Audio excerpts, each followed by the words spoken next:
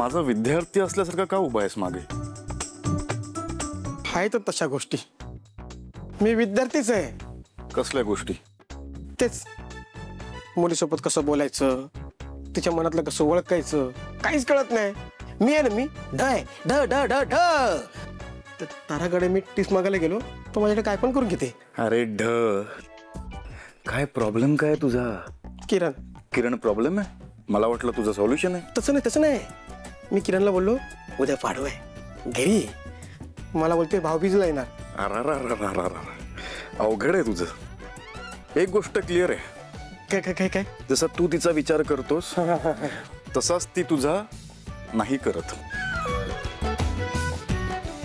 तरी नको बोलू रे, मला ती आवडते. मग मला सांगण्यापेक्षा तिला सांग ना, जाऊन फोन कर. ती नाही बोलली तर मग उत्तर मिळालं ना. काय? उद्या भाऊबीज दे तिला. माझा पाडवा आहे, मी जातो. याच्या जागी ना मी जेलमध्ये पाहिजे होतो. किरण किरण. तारा, कुठे गेले सगळे? जा बाळा, बोलवून आणचं सगळ्यांना. एकतर माझा नवरा नाहीये इथे आणि मी यांच्या नवऱ्यांना बोलवायला जायचं. काय यार, सोहम पण ना तिकडे जाऊन बसलाय. झालं ना आता शिवानी प्रकरण क्लोज, मग यायचं नाही इथे परत. तारा, तुझ्याशी बोलतेय मी. जा सगळ्यांना बोलवून आणचं. हो मॉम.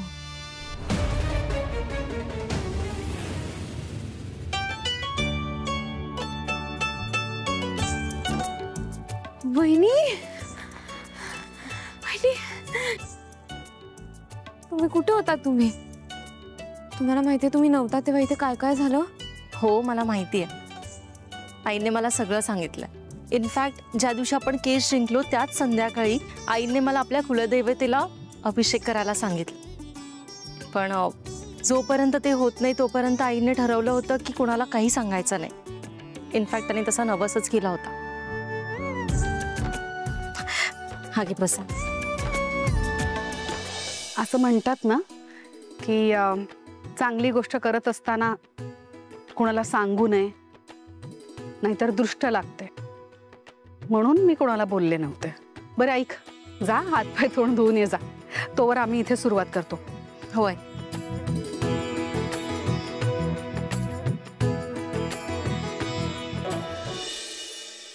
हां तारा ठीक आहे ना?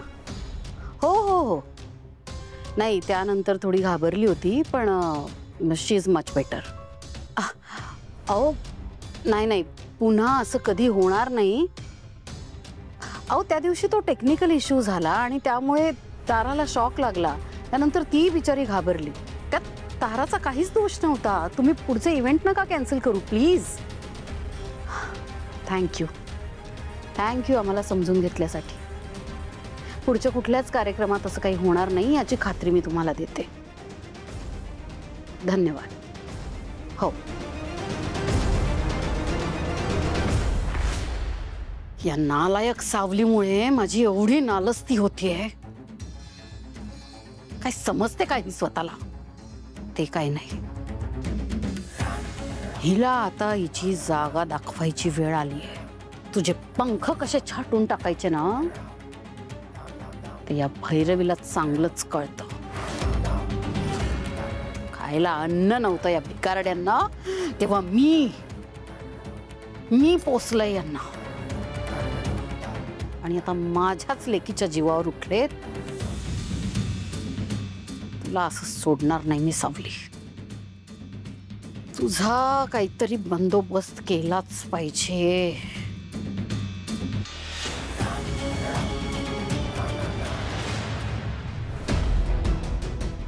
मॉम येत आहेत ते. हा मॉम बोल ना. तारा, औक्षणाचा ताट आण. हो. काय करतेस? अगं काही नाही, भाडव्याची तयारी चालू आहे. पाडव्याची तयारी? अगं पण तुझा नवरा कुठे ठिकाणावर आहे? तो जाऊन बसलाय लंडनला आणि तू काय पाडवा करतेस? बरं एक सांग, ती मूर्ख सावली कुठे आहे ना? असू दे, पण तारा, तिने आपल्या सोबत काय केलंय हे विसरायचं नाहीस. हा का? काय केलं तिने? काय केलंय? अगं तुझ्या जीवावर उठली होती ती. आणि एवढंच नाही तर आपल्याला फसवून ती कोर्टात निघून गेली सरळ. पण आता आपण काय करणार मॉम? काय करणार म्हणजे? मी करणारच आहे काहीतरी. मी तिकडे येते तारा. अगं दिवाळ सण आहे, तुझी पहिली दिवाळी. लेकीचं कोड कौतुक करायला नको का? मॉम जरा हे एक मिनिट. ठीक आहे मॉम, नाहीतरी मला इथे खूप बोर होत आहे. पण या सगळ्याचा सावलीशी काय संबंध? संबंध कसा नाही? तिचे आई बाबा गेले तीर्थयात्रेला आणि आता ही संधी मला दवडायची नाहीये. मी तिथं येणार आहे आणि तुझ्या सोबत सावलीला पण माहेरपणाला इथं घेऊन येणार आहे. आणि त्याने काय होईल? ते तुला इथं आल्यावर कळेलच. फक्त एक, मी जे जे सांगेल, जसं जसं सांगेल त्याला होला हो म्हणायचंच. कुठलाच बावळटपणा करायचा नाही. कळलं? कळलं. आलेच मी.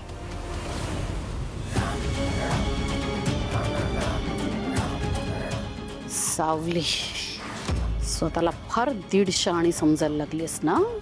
आता तुझ्या सगळ्या मुसक्या कशा आवळून टाकते ना ते बघ.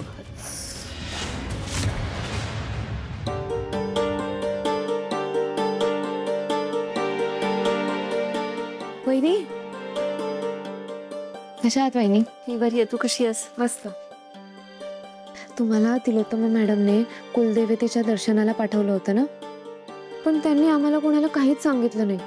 आम्ही किती विचारत होतो तुमच्याबद्दल, पण त्या फक्त इतकंच म्हणत होत्या की ती सुखरूप आहे आणि 2 दिवसांनी येणार आहे. कसं झालं?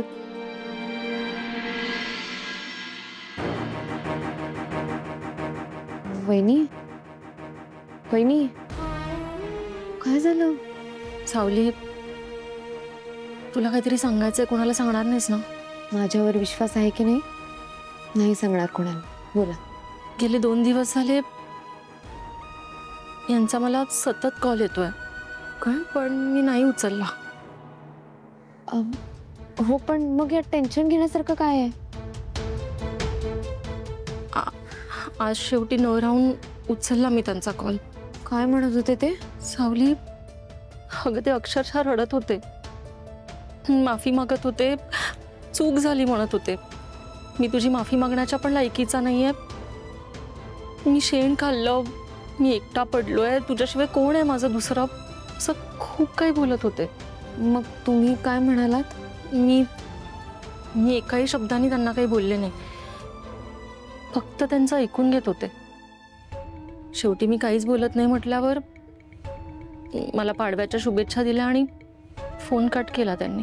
बहिणी, तुम्हाला काय वाटतं, त्यांना खरंच पश्चाताप झाला असेल का? पश्चाताप झाला असेल का नाही माहिती नाही, पण जरी झाला असेल तरी एवढं सगळं झालंय ते मी कसं काय विसरू सावली? आज किती दिवसांनी तुम्ही त्यांच्या बाजूने बोलताय असं वाटतंय मला.